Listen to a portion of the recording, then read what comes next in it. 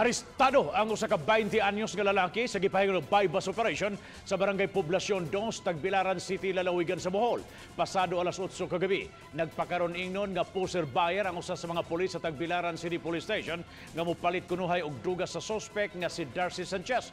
Wa nakapalag pa ang suspetsado dihang na-corner siya sa mga pulis human magbinayluay og kwarta inguman drugas gawas sa bypass money. 34 ka mga gagmayng pakiti nga gituang shabu ang nasakmit gikan sa suspect nga mo balor kinig 37,000 ka pesos. Una nang nakabaligya si Sanchez sa iyang parokyano sa wapang bypass operation.